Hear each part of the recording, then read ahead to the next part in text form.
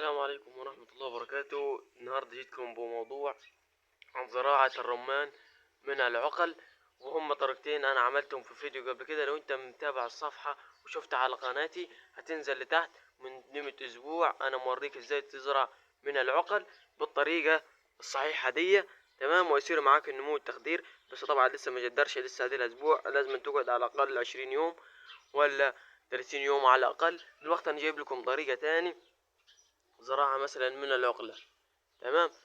اهم حاجة انت تصلي على النبي ومتنساش تشترك في القناة عشان يوصلك كل جديد. يلا بينا نبدأ الشرح.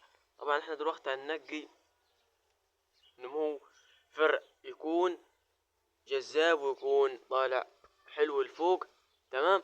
احنا دلوقتي مثلا لو كده نختار عقلة مثلا تكون جيدة بالشكل اللي انتوا شايفينه ده، تمام.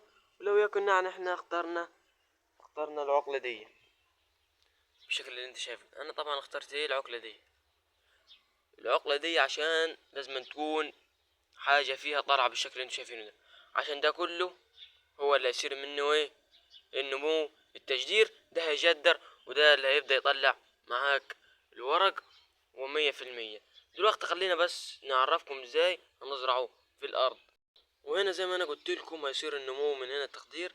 بعد ما بحثنا النقرة تمام، تبدأ انك تجيب دي كده. طبعا ده نمو تخدير سريع احسن من الطريقة ديكي خالص، تمام. وديك بتاخد على الاقل 20 يوم او 30 يوم على الاقل، انما دي ان شاء الله من اول اسبوع هتشوف معاك الفرق.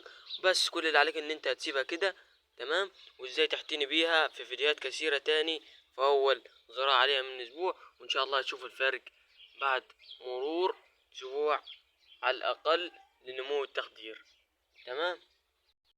طبعا هنا بعد مرور اسبوع على الاقل بدأت تنبت معانا بالشكل اللي انتوا شايفينه ده. هنا بدأت تنبت معانا بطريقة 100% لزراعة الرمان. وقلت لكم على الطريقة دي بشكل صحيح. زي ما انتم شايفين هنا بدأت تنبت معانا،